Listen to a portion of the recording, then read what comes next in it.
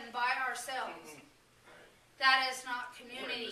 And you know, we can think that we could be not really plugged in to the community and think that because we're not plugged in, it doesn't matter. But when one of us is gone for a while, it does matter. You know, this is not the perfect church. Never will be. It ceases to be perfect when any one of us walk in because of our humanity. Chief Seattle said this, "Humankind has not woven the web of life. We are but one thread within it. Whatever we do to the web, we do to ourselves. All things are bound together. All things connect." Y'all know that I faced the mortality of my partner this week, and that was real tough.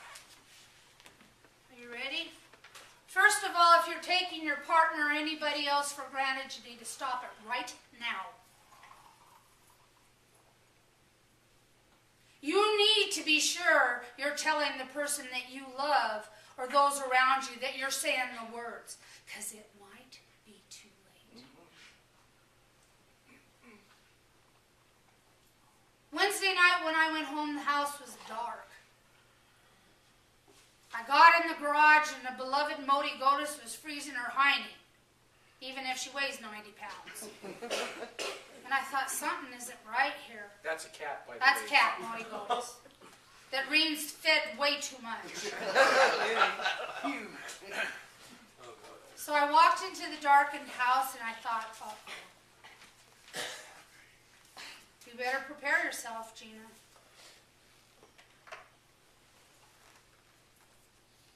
All those petty little things I didn't like about Irene passing through my mind. The way she piles crap all over. The beads she throws on the floor. The pair of socks she slipped off like men's underwear all over the damn house. Not all men. I do know that some men like to step out of their underwear because they know there's more in the drawer.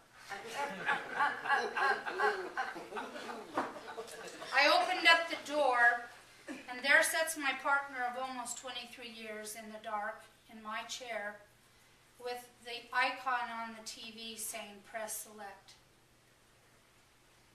And I turned on the light and I looked, and she was grabbing her nightgown, trying to put it over her legs, and I said, "Irene, what's going on? It's cold in the garage. You didn't set any fire."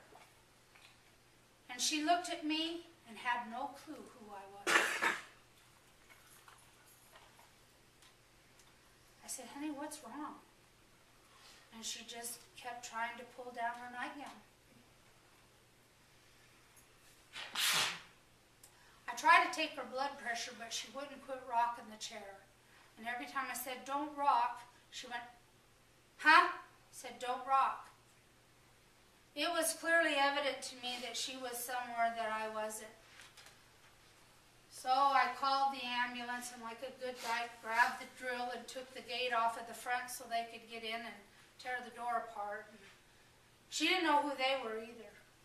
And when they tried to strap her into the gurney, she was fighting it as if she was a little child again. Those of you who've been sexually abused, you know what that is. Anybody that touched her, she was trying to protect her body. I can go on further, but Ricky knows she was out of her mind. They got to the ER before I did because I had to get everything done. You know, I know that cantankerous, loving, bossy nurse, pushy woman has pushed on all of her. I know she's challenging at times. Keeps life interesting.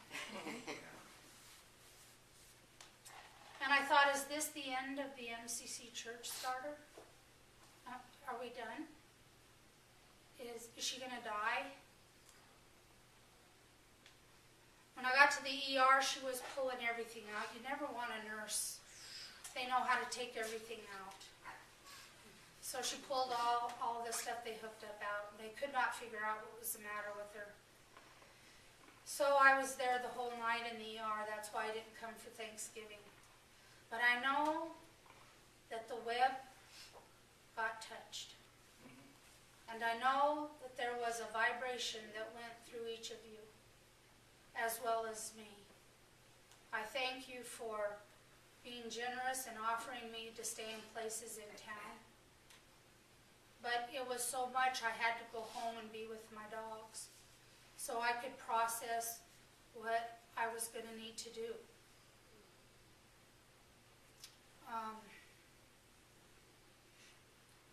It stayed that way all through Thanksgiving. Every time I went to see her, she didn't know who I was. And when I went in the hospital, she had a tube in her nose feeding her, and her hands were restrained, and a catheter in, and she was trying to figure out how to get her leg up there to pull that catheter out. You know, for every single one of us that argue with a partner, a spouse, or a friend, we must remember something. We are temporal, not eternal. And what words we leave stay there. The lesson I bring, not only in this time, is that you need to make right whatever you made wrong. Amen. Go back and apologize. Go back and say you're sorry. Get your relationships right. You know, the journey to the manger, we can do that in the pomp and circumstance and the Advent candles. And we can encourage you that there's going to be hope, peace, and all that joy coming forward. But the truth is, it's a solar journey. It's about our souls. Our souls transcend past, present, and future. It's about going to the manger with our soul. You know, you saw Joseph and Mary sing, which some of you refer to an old lesbian as a cougar, when they're with the younger Joseph, you know. But I got to tell you, we both had to transcend this time and come into the place of being a part of the journey to Bethlehem. You know, we're all in this journey. We're gelling as a group of nativity. Why? Because we want to do something magnificent for Christ. We don't always get along.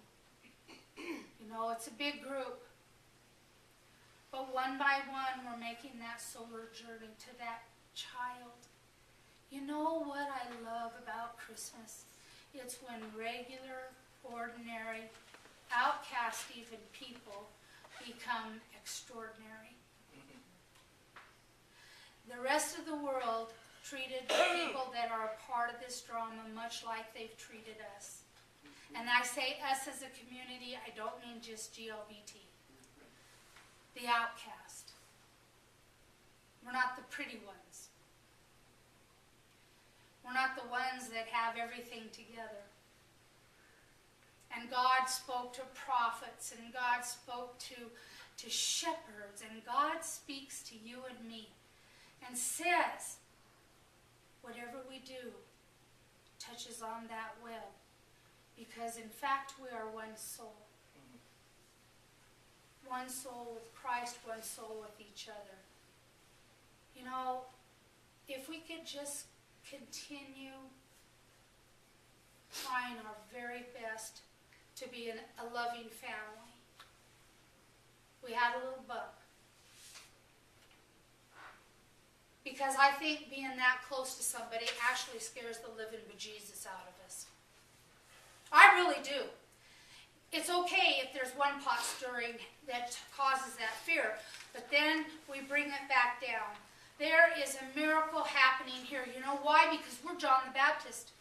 We are the one in this church that have to go from this church and tell people all over that God loves them.